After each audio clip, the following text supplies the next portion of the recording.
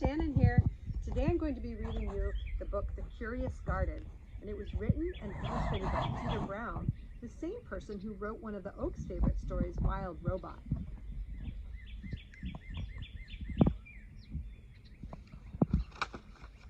Curious Garden. There was once a city without gardens or trees or greenery of any kind. Most people spent their time indoors.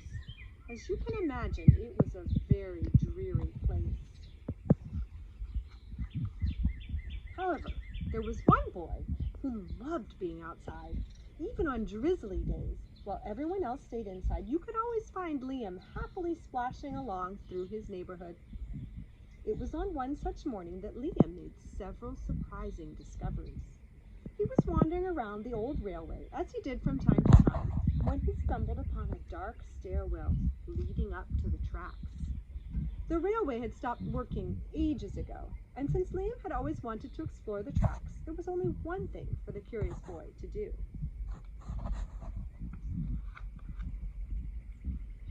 Liam ran up the stairs, pushed open the door, and stepped out onto the railway. The first thing he saw was a lonely patch of color. Wildflowers and plants were the last thing he had expected to find up there, but when he took a closer look, it became clear that the plants were dying. They needed a gardener.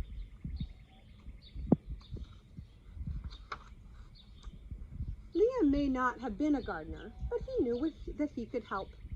So he returned to the railway the very next day and got to work. The flowers nearly drowned, and he had a few pruning problems, but the plants patiently waited while Liam found better ways of gardening. He's singing to his plants. As the weeks rolled by, Liam began to feel like a real gardener, and the plants began to feel like a real garden.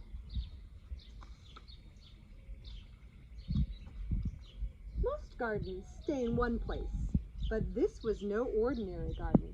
With miles of open railway ahead of him, the garden was growing restless. It wanted to explore. The tough little weeds and mosses were the first to move. They popped up farther and farther down the tracks and were closely followed by the more delicate plants. Over the next few months, Liam and the Curious Garden explored every corner of the railway.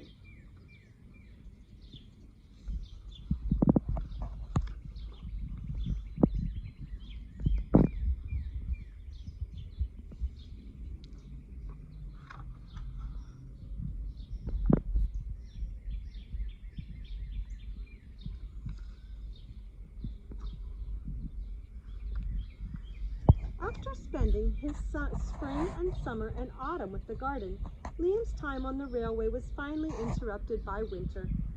Heavy blankets of snow fell on the city that season, and for the first time since he'd become a gardener, Liam could not visit the plants.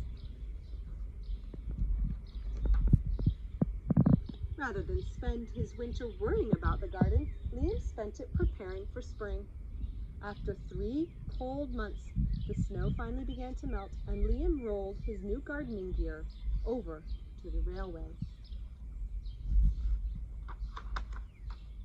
Winter had taken a toll on the garden, but thanks to Liam's planning, his handy new tools, and a little help from the sun, the plants soon awoke from their winter sleep.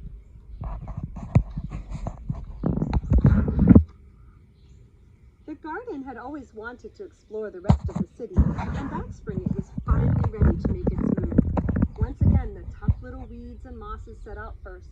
They popped up farther and farther from the railway and were closely followed by the more delicate plants. The garden was especially curious about old, forgotten things.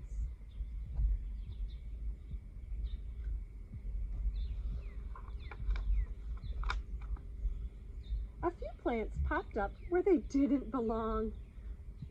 Others mysteriously popped up all at once.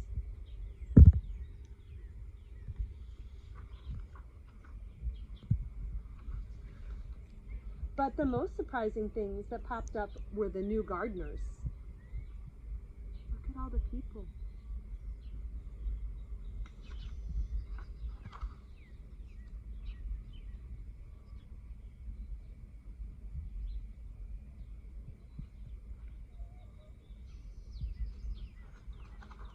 Many years later, the entire city had blossomed, but of all the new gardens, Liam's favorite was where it all began.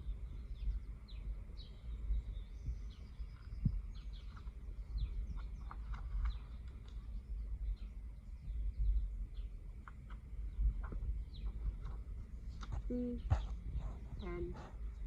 Thanks so much for reading with me.